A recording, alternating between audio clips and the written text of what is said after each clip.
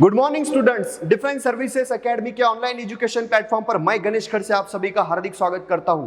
दोस्तों, डीएसए द्वारा 90 days crash course programme में फिर से मैं आप सभी का एक बार हार्दिक स्वागत करता हूं। और जिस क्रैश कोर्स में मैं गणेश खड़से आपको पढ़ाने जा रहा हूं, हिस्ट्री का बेसिक इंट्रोडक्शन कल हमने पढ़ा था, उसके कुछ पैरामीटर्स और डेफिनेशन भी हमने समझ ली थी। बट आज हम शुरू करते हैं हिस्ट्री का पहला चैप्टर, जिसका नाम है हड़प्पन सिविलाइजेशन।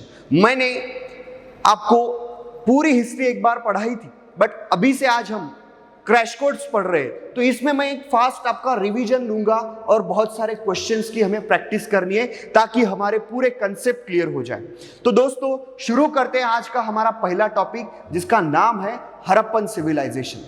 दोस्तों, 1921 साल पर आने से पहले हमारी भारत की हिस्ट्री सिर्फ वैदिक पीरियड तक ही सीमित थी।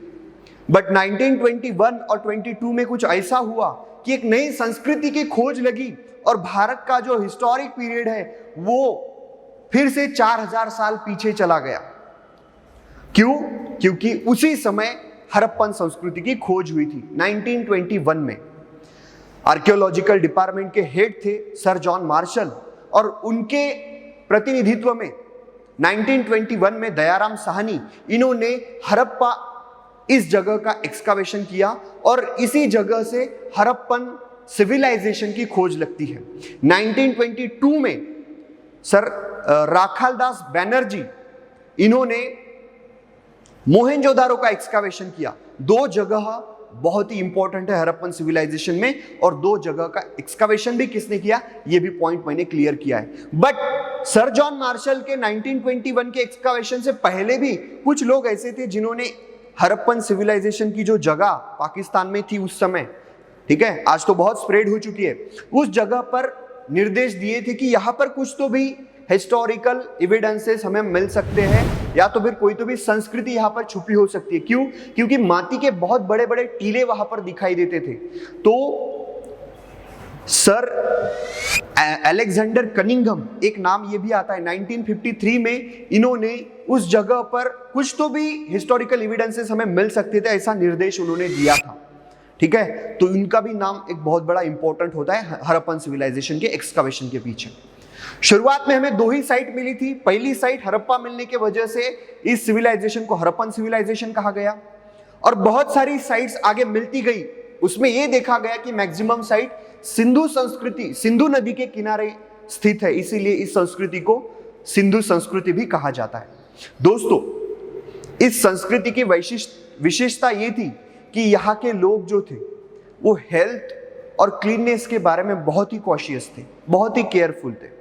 यहाँ की नगरों की रचना बहुत ही विशेषतापूर्ण है। रोड जो है पूरे के पूरे 90 डिग्री इंटरसेक्ट करते हैं। ड्रेनेज और वाटर शट्स पूरे के पूरे अंडरग्राउंड होते थे, ठीक है, और रोड्स क्लीन होते थे, मार्केट एरिया भी क्लीन होता था, बड़े बड़े रोड्स थे। वहां पर घरों के 3 प्रकार मिलते हैं, एक बहुत बड़े घर के, बहुत बड़े टाइप के घर, मीडियम टाइप के घर और छोटे टाइप के घर। दूसरी चीज, यहां पर सिटाडेल मिलते हैं। सिटाडेल का मतलब होता है कि एक शहर में एक बहुत बड़ा ऊंचा टीला रहता है। अभी इस सिटाडेल की वजह से माना गया है कि यहां पर कोई तो भी बड़ा व्यक्ति रहता होगा, तो वो प्रीस्ट था या किंग था, इसकी हमें कोई मालूमात नहीं है। हड़प्पन सिविलाइजेशन के जितने भी शहर मिलते हैं, इन शहरों को फोर्टिफाइड किया गया है। फोर्टिफाइड मतलब उसको वॉल कंपाउंड लगाए गए हैं। ये वॉल कंपाउंड फ्लड्स को रोकने के लिए, आक्रमण को रोकने के लिए और जानवरों से सुरक्षित रहने, घर को सुरक्षित रखने के लिए इसका इस्तेमाल किया जाता था। ठीक है, फोर्टिफिकेशन किया गया है। अभी भारत में, पाकिस्तान में और अफगानिस्तान में नियर अबाउट 1500 से ज्यादा हड़प्पन सिविलाइजेशन की साइट्स मिलती है। 15 लाख स्क्वायर किलोमीटर से भी बड़ा इसका ज्योग्राफिकल एरिया है। और देखा जाए तो ये आकृति में आपको दिखाई देगा। यहाँ पे अपर मोस्ट एक साइट है मांडा करके, जो कि कश्मीर में है, ठीक है। अभी वेस्टर्न मोस्ट साइट है सुदका गेंडोर, जो कि अफगानिस्तान में है। ईस्टर्न मोस्ट साइट है आलमगीरपुर, जो कि उत्तर प्रदेश में है। और सदर्न मोस्ट साइट है दायमाबाद, जो कि महाराष्ट्र में है। तो ये इस तरीके से इसका ज्योग्राफिकल एरिया बनता है। दोस्तों, अभी मोहनजोदारो, हड़प्पा, राखीगढ़ी, लोथल, ये जो है रंगपुर है, उसके बाद कालीबंगन है, धौलावीरा है, ये जो है इंपॉर्टेंट मेजर साइट्स है हड़प्पन सिविलाइजेशन से रिलेटेड। अभी दोस्तों यहां पर ध्यान रखने लायक चीज क्या है, तो कहां पर क्या मिला है, किस चीज की खोज कहां पर लगती है, ये आपको यहां पर ध्यान में रखना है। ये देखो, ये दयाराम साहनी जी की फोटो है और इन्होंने एक्सकावेशन किया था हड़प्पा इस सिटी का, पहला एक्सकावेशन। इस हड़प्पा सिटी को सिटी ऑफ ग्रेनरी कहा गया क्योंकि यहां पर 2 लाइन में 6 मतलब ऐसे टोटल 12 ग्रेनरी, धान्य जहां पर स्टोर्ड करके रखते हैं ना, उसको ग्रेनरी कहा जाता है, गोडाउन एक तरीके से। तो ऐसे गोडाउन मिले हैं, इसीलिए हड़प्पा को सिटी ऑफ ग्रेनरी कहा गया है। और एक बहुत बड़ी ग्रेनरी मोहनजोदारो में मिली है, इसीलिए मोहनजोदारो को सिटी ऑफ ग्रेट ग्रेनरी कहा गया है। अब ये जो चार्ट है ये बहुत ही इंपॉर्टेंट चार्ट है दोस्तों यहां पर यह बताया गया है कि किस जगह पर क्या चीज मिली है। ये मैं आपको व्हाट्सएप पे भी सेंड करूंगा और गूगल पे भी अवेलेबल है, आप भी उसको ढूंढ सकते हो। तो कहां पर क्या चीज मिली है, इसके बारे में क्वेश्चन पूछा गया है इंडिया एग्जामिनेशन में, तो ये बहुत ही इंपॉर्टेंट चार्ट है दोस्तों। आर.डी. बैनर्जी, देखो बड़े चेहरे वाले बड़े व्यक्ति दिखते हैं, तो इन्होंने मोहनजोदारो, ये 5 अक्षर वाला जो बड़ा शहर है, इसकी खोज इन्होंने की थी। अभी हड़प्पा छोटा शहर है, तो दयाराम साहनी, ये भी नाम भी छोटा ही है, ठीक है, तो दयाराम साहनी ने उसको एक्सकावेट किया था। इस तरीके से कंफ्यूजन हो सकता है, बट एक बार ध्यान में आ गया तो कोई प्रॉब्लम नहीं। अब ये हड़प्पन सिविलाइजेशन के जो लोग थे, इनका मेन बिजनेस क्या था, तो एग्रीकल्चर और दूसरा ट्रेड। पहला एग्रीकल्चर और दूसरा ट्रेड। दूसरी बात, ये लोग sheeps, goat, oxen, buffalo and pigs, इसको पालते थे, पेट एनिमल्स की तरह उनको यूज करते थे। ये एक शिंगा नाम का यूनिकॉर्न जैसे हम जिसको कह सकते हैं, एक शिंगा प्राणी, वहां के क्ले टैबलेट्स पर इसका चित्र मिलता ही मिलता है। बहुत सारे क्ले टैबलेट्स पर ये एक शिंगा का चित्र वहां पर मिलता है।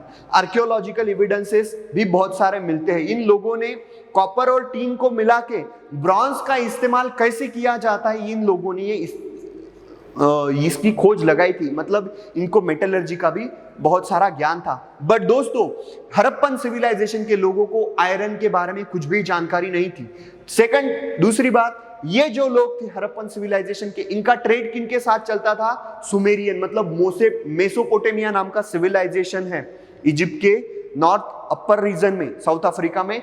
ये जो है सुमेरियन मेसोपोटामिया का सिविलाइजेशन था और ये कंटेम्पररी थे दोनों सिविलाइजेशन, हड़प्पन सिविलाइजेशन और मेसोपोटामिया सिविलाइजेशन।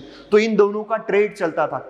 अभी ये अनुमान किस तरीके से निकाला गया है, निष्कर्ष किस तरीके से निकाला गया है, क्योंकि हड़प्पा के कुछ कॉइन्स जो है वो मेसोपोटामिया में मिलते हैं और मेसोपोटामिया के कुछ कॉइन्स हड़प्पा में मिलते हैं। अभी अगर कॉइन्स इधर उधर हुए हैं, इसका मतलब ट्रेड हुआ है, तो ये अनुमान लगाया जाता है। दोस्तों ये ग्रेट बात मोहनजोदारो में मिलती है। मोहनजोदारो की सबसे बड़ी ये आप कारागिरी कह सकते हैं जो लोगों ने बनाई थी, तो ये ग्रेट बात है। आज कहां पर है मोहनजोदारो, तो पाकिस्तान में है, ठीक है। Metal products were produce including those with copper, bronze, tin and lead, gold and silver also known. इतने सारे मेटल उनको मालूम थे, बट एक कॉमन वाला मेटल जो आयरन आयरन कहा जाता है जिसको, मतलब लोहा, उनको मालूम नहीं था। ये चीज यहाँ पर बहुत इंपॉर्टेंट है दोस्तों। लोहे का खोज भारत में वैदिक पीरियड में होता है, तो हड़प्पन पीरियड उससे पहले का है, इसीलिए उनको मालूम नहीं है कि एक्चुअली आयरन नाम का भी कुछ मेटल होता है।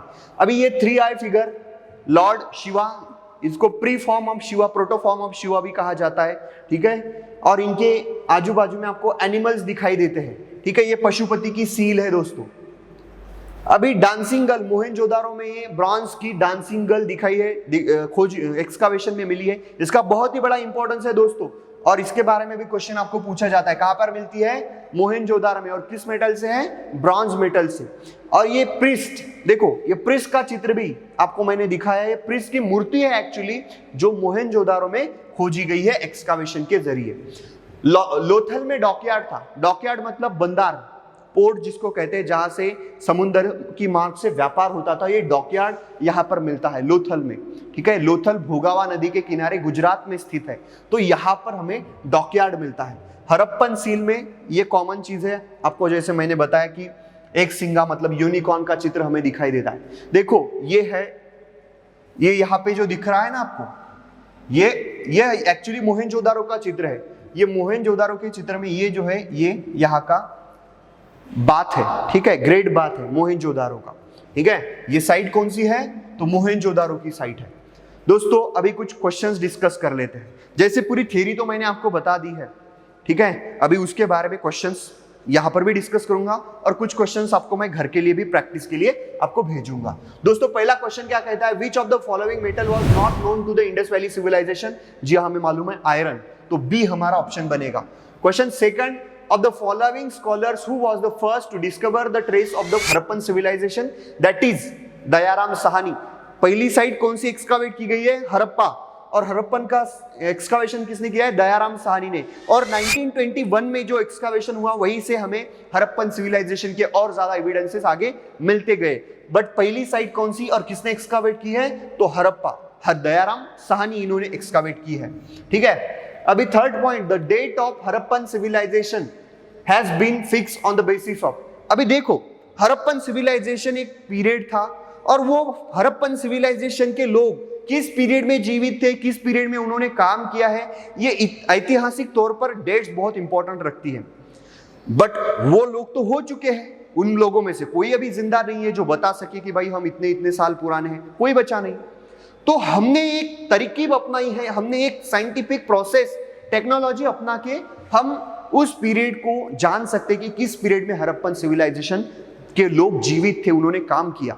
उस सिस्टम को कहा गया है रेडियो कार्बन 14 डेटिंग सिस्टम, ठीक है, C14 radio carbon dating system भी जिसको कहा जाता है। इसके आधार पर हम ये कह सकते हैं कि अगर समझो कोई एक लिविंग एनिमल के कुछ मटेरियल हमें मिलते हैं, मतलब समझो एक बहुत सालों पहले डायनासोर मर चुका है बट उसकी कुछ हड्डियां, बोन्स हमें मिलती है समझो, तो उस बोन्स की एक साइंटिफिक स्टडी की जाती है और उस आधार पर हम ये कह सकते हैं कि वो जो जिस डायनासोर की वो बोन है वो डायनासोर किस पीरियड में जीवित था, इसका हम एक्यूरेट अनुमान लगा सकते हैं। 10-50 साल आगे पीछे हो सकते हैं बट एक मैक्सिमम 90% एक्यूरेसी हमें मिल सकती है। तो वो सिस्टम कौन सा है, रेडियो कार्बन डेटिंग, ठीक है। तो इस रेडियो कार्बन डेटिंग के आधार पर हम कह सकते हैं कि 2300 BCE से लेके 1750 BCE तक ये हड़प्पन सिविलाइजेशन का फ्लरिश और नरिश हुआ था, हड़प्पन सिविलाइजेशन।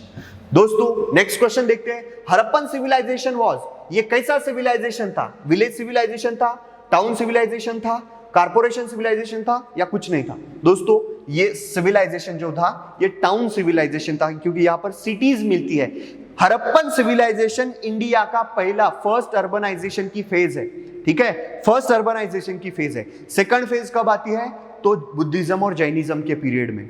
तो ये अर्बनाइजेशन भी आपको समझना है, ठीक है। शहरीकरण की पहली फेज हमें इंडस वैली सिविलाइजेशन में दिखती है भारत में, तो ये सिविलाइजेशन ऑफ टाउन था, ठीक है। तो हमारा बी ऑप्शन बनेगा। नेक्स्ट क्वेश्चन देखते हैं, port Lothal of copper stone age is in, कहां पे है, लोथल कहां पे है, मैंने बताया था गुजरात में है दोस्तों, तो सी हमारा ऑप्शन बन जाएगा। The earliest city discovered in India was Harappa, ठीक है, दयाराम साहनी इन्होंने एक्सकावेशन किया था 1921 में।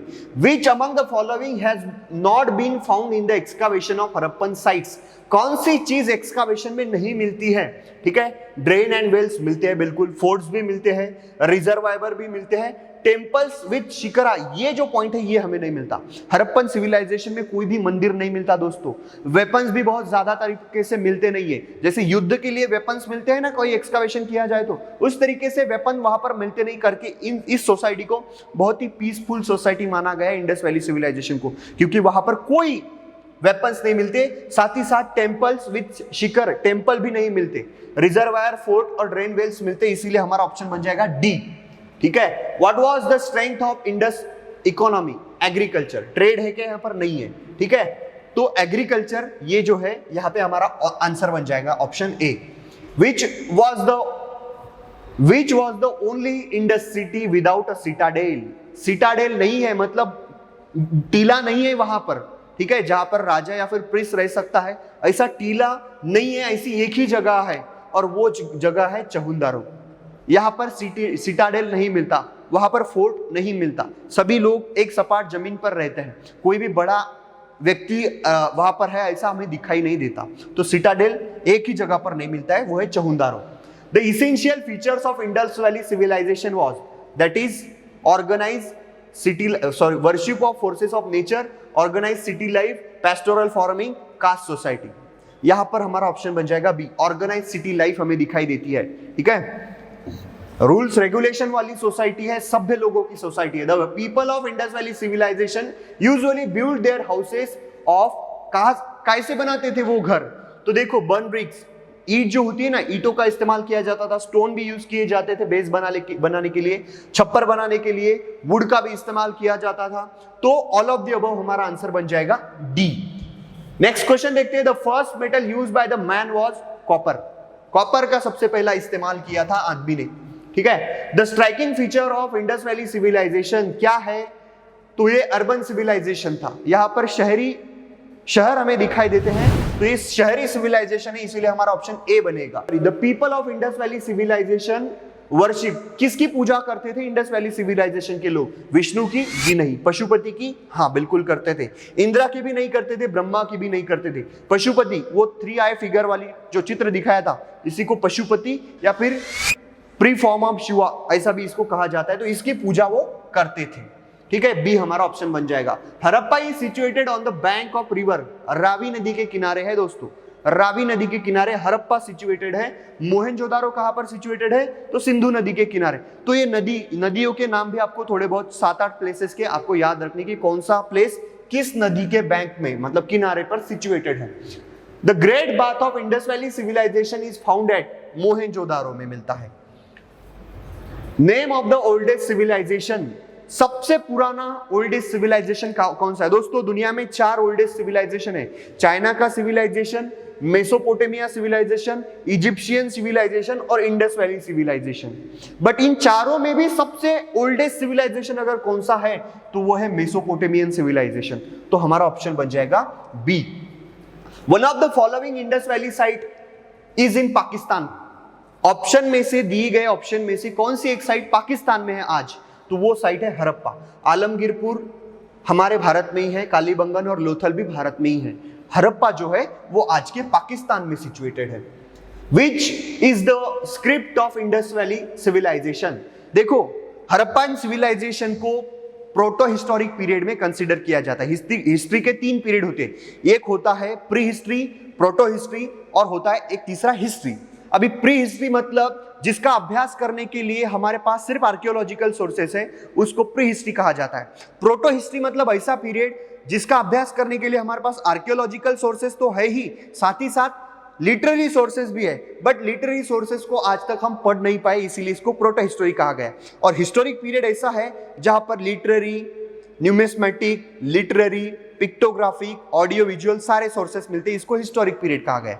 हिस्टोरिक पीरियड में एक ही चैप्टर आता है, वो है इंडस वैली सिविलाइजेशन। इसीलिए इसको देखो, यहाँ की जो लिपि है वो अननोन है। अभी प्रोटो हिस्टोरिक है मतलब लिपि है, उनको लेखन कला का ज्ञान था, बट हमें आज वो लिपि पढ़ नहीं पाते हैं, इसीलिए इसको अननोन कहा जाएगा। यहाँ पर हमारा आंसर बन जाएगा अननोन। स्क्रिप्ट जो है वो अनडिसाइफर्ड है और अननोन है, सी हमारा ऑप्शन बन जाएगा। Which was the following biggest building in Mohenjodaro? That is great bath, option A बनेगा हमारा।